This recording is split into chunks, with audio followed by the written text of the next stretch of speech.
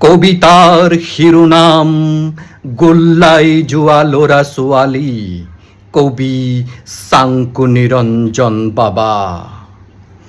ডেকা ল'ৰা ছোৱালীবোৰ যে গোল্লাই যায় কিয় এবাৰ ভাবি চাইছেনে?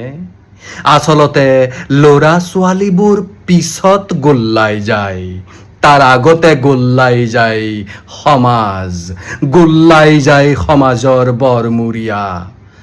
সমাজখন এটা মাছৰ দৰে, মাছৰ যেনেকৈ প্ৰথমে মূৰটো পচে, তেনেকৈ সমাজ পিৰামিডৰ ওপৰত থকা সকল প্ৰথমে গোল্লাই যায়। কিন্তু তেওঁলোকে এটা আৱৰণৰ আঁৰত লুকাবলৈ শিকি যায়। ডেকা ল'ৰা ছোৱালীবোৰৰ সেয়া শিকাৰ বয়স নহয়। তথাপিও কিছুমান মাক বাপেকে সেইবোৰ ঢাকি গোল্লাই যোৱা ল'ৰা ছোৱালীৰ দৌৰি থকা, চুইমিং কৰি থকা বা পঢ়ি থকা ফটো ভিডিঅ' শ্বেয়াৰ কৰে। কিন্তু যিমান ঢাকিলেও হাগিলেতো গোন্ধাবই, সেই সিহঁত ধৰা পৰি যায়।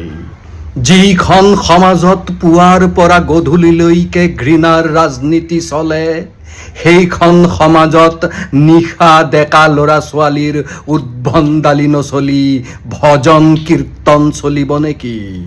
যিখন সমাজত শাসকে অন্ধবিশ্বাসক নিজে প্ৰমোট কৰে, সেইখন সমাজৰ ডেকা ল'ৰা ছোৱালীৰ মানসিক অৱস্থা গোল্লাই নগৈ মহাকাশলৈ যাব নেকি?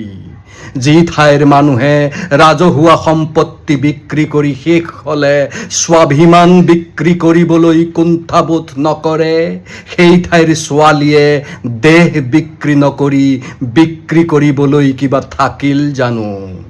ডেকা ল'ৰা ছোৱালীহঁত গোল্লাই গ'ল বুলি চিঞৰাসকলে ওপৰলৈ এবাৰ থুৱাই চাওক।